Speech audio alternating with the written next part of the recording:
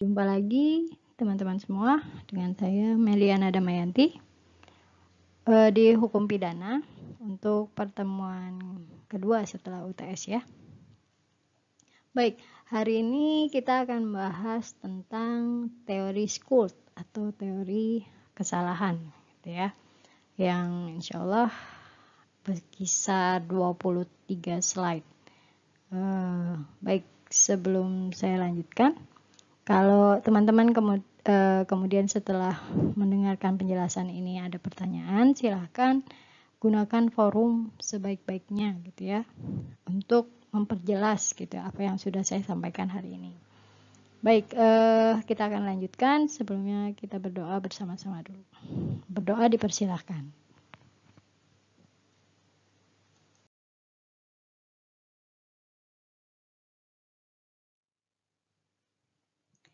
Baik, untuk kali ini kita akan bahas dua teori besar gitu ya terkait skuld ini. Yang pertama adalah teori kehendak, kemudian yang kedua teori membayangkan.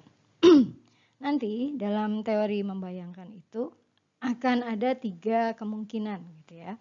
Kesengajaan dengan maksud, kesengajaan dengan sadar kepastian gitu ya, dia tahu akan jadi akibatnya apa gitu.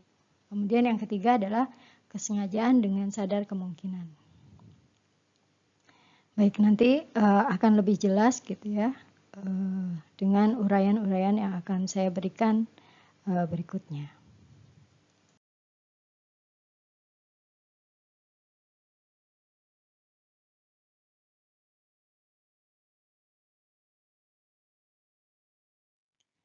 Baik, kesengajaan gitu ya, dengan istilah latinnya itu dolus, memiliki pengertian kita menghendaki, menginsafi atau mengetahui gitu ya apa yang akan terjadi kemungkinan kemudian gitu ya. Maksudnya kalau kita mukul itu nanti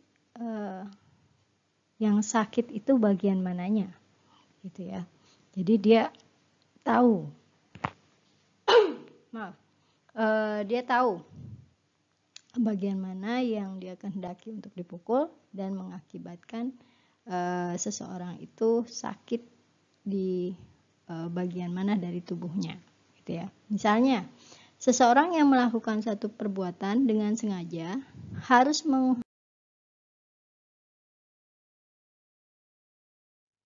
kemudian unsur kesengajaan ini hanya ada pada kejahatan, bukan pelanggaran. Sekali lagi, kesengajaan itu amat sangat dicatat gitu ya kalau itu masuk dalam sebuah kejahatan. Kayak misalnya kasus semalam gitu ya terkait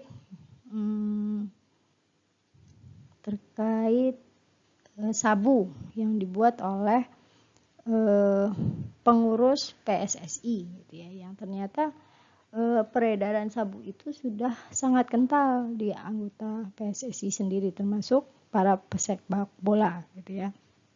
Nah, ini kan menjadi indikasi gitu ya bahwa atlet-atlet pesepak bolaan itu mereka benar menggunakan atau enggak itu harus ada pembuktian. Tetapi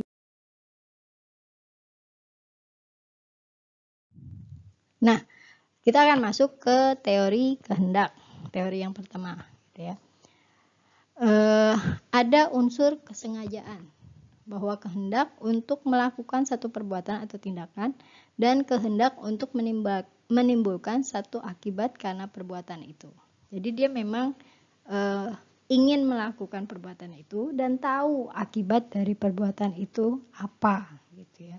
Dia sudah tergambar dengan jelas, maka ini adalah teori kehendak. Jadi dari dia sendiri yang mau melakukan itu, bukan karena dipaksa. Misalnya saya minta Devina untuk misal ya ambil jam tangannya Monica gitu ya, dengan tekanan saya tekan Vina itu, kalau kamu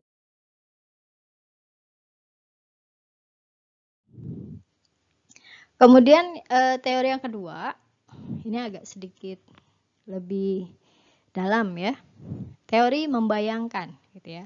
Nah, ini harus berdasarkan alasan psikologis. Tidak mungkin satu akibat itu dapat dikehendaki.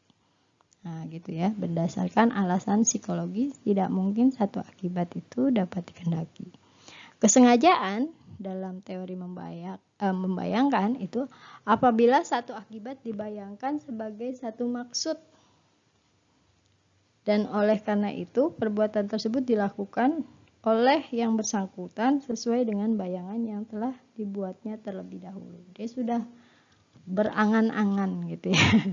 Kalau yang ini lebih kepada angan-angan. Kalau saya lempar kalau saya tembakkan.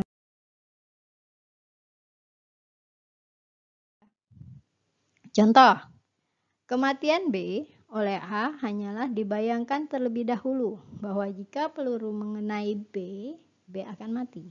Jadi kalau kena, kalau enggak kena, ya enggak mati gitu ya. Maka kematian B baru merupakan bayangan saja selama perbuatan itu belum dilakukan. Jadi kalau membayangkan itu, saya pengen bunuh dia deh, gitu. Dia baru ngomong nih, tapi dia belum ngelakuin. Maka ini baru teori membayangkan. Dia nggak tahu caranya membunuh itu bagaimana, mau pakai air disinfektan atau dia mau pakai racun serangga atau apa gitu ya. Dia belum kebayang, tetapi dia pengen si B ini mati. Ya.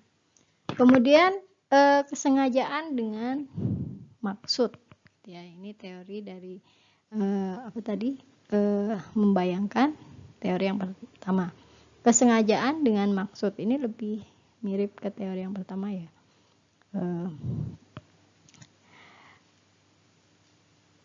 Mudah dipahami ini, gitu ya. Yang pertama adalah perbuatan memang dikehendaki pelaku.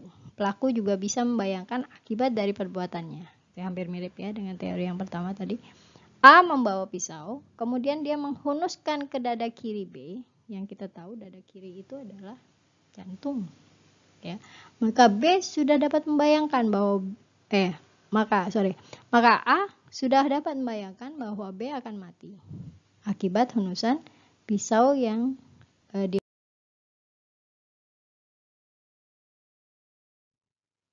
tambahannya nanti akan terlihat gitu ya, beda dengan motif dengan tujuan ataupun maksud. Nanti teman-teman akan terbiasa gitu ya, kalau dengerin berita tentang tindak pidana gitu ya, kan ini motifnya adalah bla bla bla bla gitu ya, ini tujuannya adalah bla bla bla gitu. Tapi kalau orang yang sudah belajar hukum pidana, dia akan tahu oh motif itu lebih ke gitu ya. Jadi motif adalah sesuatu yang menggerakkan seseorang, bukan motif baju ya. Ini motif orang melakukan sesuatu. Motif itu adalah sesuatu yang menggerakkan seseorang untuk melakukan sesuatu. Sementara tujuan atau maksud agar seseorang tidak melakukan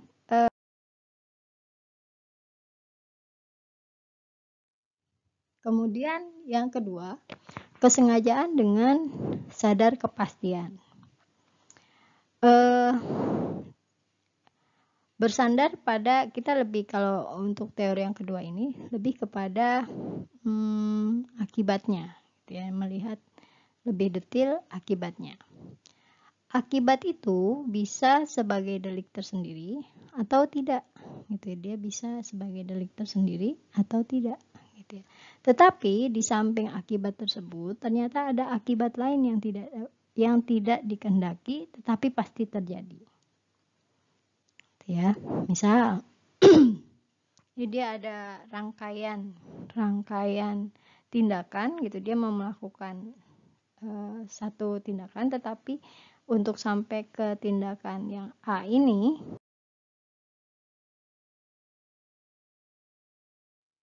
kemudian yang ketiga, kesengajaan dengan sadar kemungkinan, biasanya disebut dengan dolus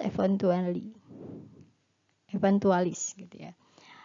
adanya peristiwa lain yang akan terjadi yang tidak dikehendaki terjadinya.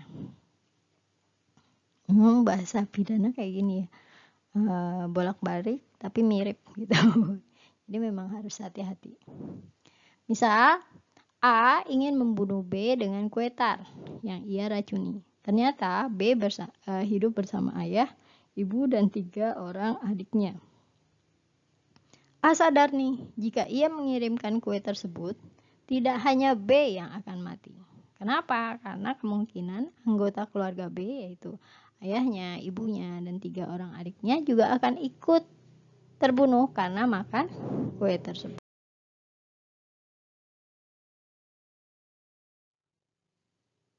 Persamaan ataupun perbedaan dari teori 2 dan 3, persamaannya bahwa di dalam batin pelaku ya ada akibat pokok yang dikehendaki. Antara yang tadi ya, sadar, kemungkinan gitu ya. Nah, perbedaannya terdapat sikap psikis yang berbeda di antara pelaku terhadap akibat ikutannya. Kalau yang pertama tadi kan, yang kedua tadi kan dia mau mencuri arloji tapi dia harus memecahkan jendela gitu ya. Sementara yang ketiga teorinya adalah dia membunuh B tetapi dengan menggunakan kue, kemudian dia akan membunuh banyak orang gitu ya. Banyak orang yang ada di dalam keluarga tersebut karena dia pakai kue gitu ya. Jadi kalau teori yang ketiga,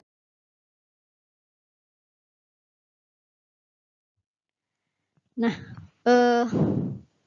teman-teman ketika belajar tentang kesengajaan memang harus banyak melihat fakta di lapangan gitu ya, banyak membaca, banyak mendengarin berita terkait tentang hukum pidana. Nah, rumusan kesengajaan dalam KUHP hukum pidana, kesengajaan itu tidak berwarna, maka dirumuskan sebagai tahu atau tidaknya si pelaku diancam pidana kecuali jika terdapat alasan yang dapat menghapus pidana gitu ya. Kesengajaan itu menjadi alasan untuk dia bisa dipidana, tetapi kalau ada alasan yang menghapus pidana, dia nggak jadi dipidana gitu. Jadi penting untuk tahu motif apa di balik hal tersebut, kemudian dia melakukan ya. Nah, ini ada macam-macam kesengajaan. Dolus premeditatis gitu ya. Kesengajaan yang direncanakan. Direncanakan lebih dahulu. Kemudian dolus determinatus gitu ya, atau indeterminatus. Kesengajaan dengan tujuan pasti atau kesengajaan tanpa tujuan tertentu. Kemudian dolus alternativus. Kesengajaan dengan akibat tertentu juga akibat alternatif lainnya. Ada beberapa alternatif.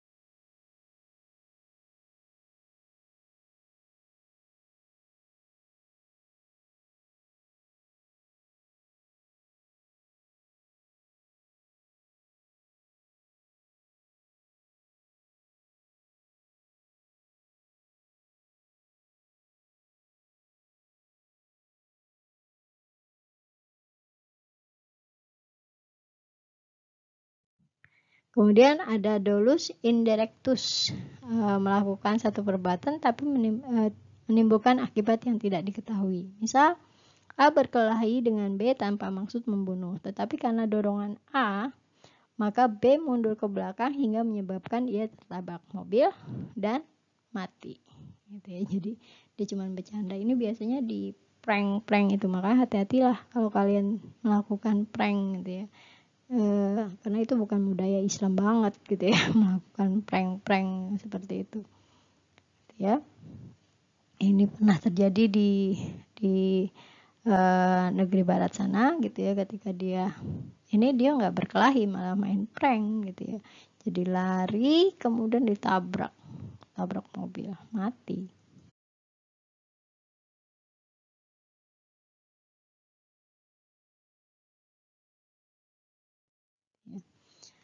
Kemudian dilanjutkan dengan dolus directus, kesengajaan yang ditujukan kepada perbuatan tapi juga akibatnya. Jadi akibatnya dia tahu, perbuatannya juga dia tahu. Kemudian dolus generalis, kesengajaan di mana pelaku menghendaki akibat tertentu sehingga dia melakukan beberapa tindakan. Misal A ingin membunuh istrinya, maka ia pukul istrinya, kemudian dicekik, kemudian dilempar ke sungai karena mengira istrinya telah mati.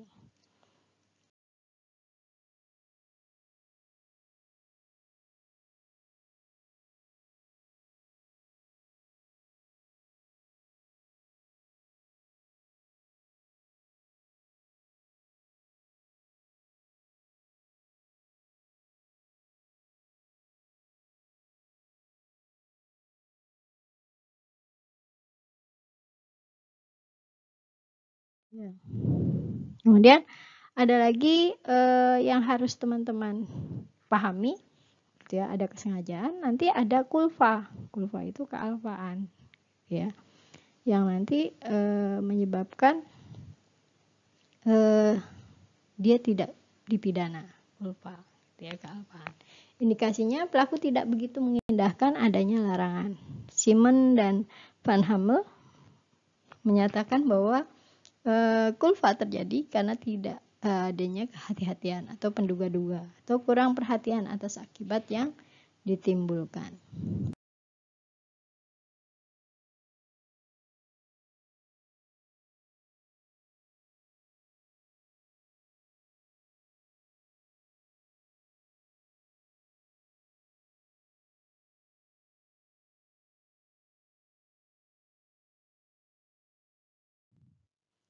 Ya, di pasal 359 KUHP menyatakan bahwa barang siapa karena kealfaannya menyebabkan matinya orang diancam dengan pidana paling lama 5 tahun atau kurungan paling lama 1 tahun. Misalnya kita naik mobil nih. Nah, kalau mau mundur itu kan kadang ada sisi yang kita nggak bisa lihat, gitu ya. Jadi kulfa ini karena kelalaian dia, ya, kealpaan dia, kelalaian dia. Jadi dia lupa ngecek gitu di belakang itu ada orang apa enggak. Biasanya kalau ada anak kecil itu kan nggak kelihatan. Maka kalau tiba-tiba brok gitu ya, nabrak, nah ini karena kealpaan.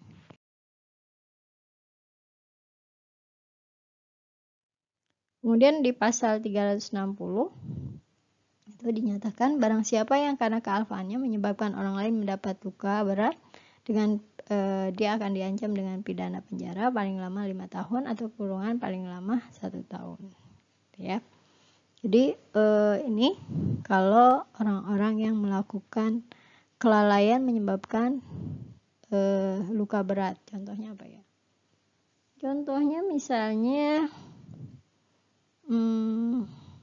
kita punya kendaraan nih, mobil, tapi rumah kita itu miring, ya, ke bawah miring gitu ya. Nah, kita lupa oper gigi nih, gigi tangannya apa sih, rem tangannya gitu ya, rem tangannya lupa di setting gitu ya, agar mobil.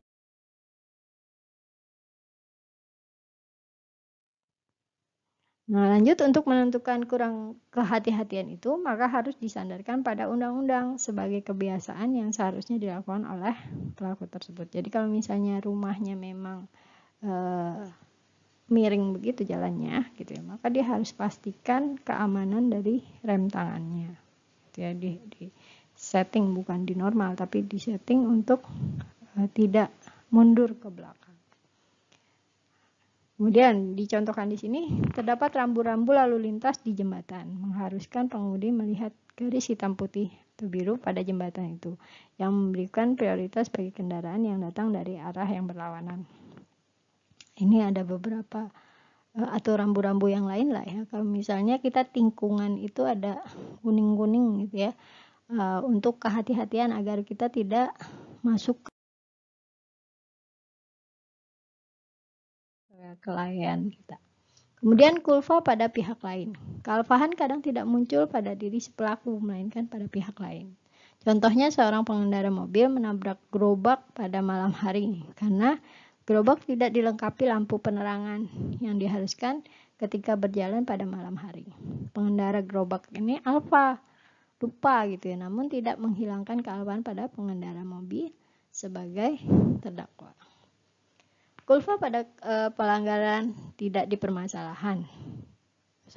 Kulfa kealpaan pada pelanggaran tidak dipermasalahkan.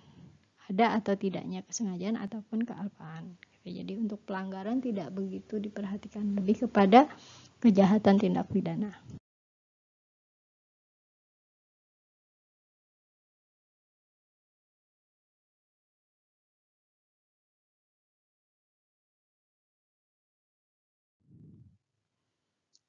Kemudian ada masalah-masalah kekeliruan, misalnya error facti, kekeliruan peristiwa.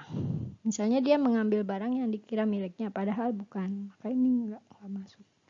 Seseorang memukul seorang anak, dikira itu adalah anaknya, ternyata anak orang lain. Keliru peristiwanya. Kemudian ada lagi error iuris mengenai undang-undang, misalnya Perpu nomor 1 tahun 2020 yang menyatakan apa coba?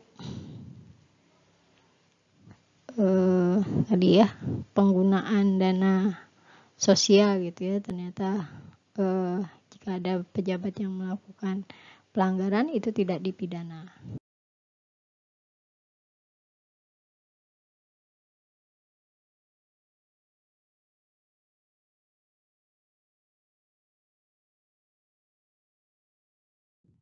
Ini bukti sedikit gitu ya, yang bisa terlihat dengan nyata. Kemudian juga ada masalah kekeliruan dalam error in objecto, keliru dalam objek. Misalnya A hendak menganiaya B, ternyata yang A aniaya adalah C. Maka dalam dakwaannya akan berbunyi tidak dengan sengaja menganiaya orang lain. Kemudian juga error in persona, keliru terhadap orangnya. Ya tetap dihukum, tapi ada tambahan gitu, dia tidak sengaja. Ya, kemudian error in persona, keliru terhadap orangnya. Misalnya seorang ingin membunuh presiden atau wakil presiden, yang ini kena pasal makar, tetapi yang ternyata yang dia bunuh itu pengawal presiden, maka ia tetap dipidana dengan dakwaan terhadap pasal pembunuhan biasa atau pasal 338 atau pasal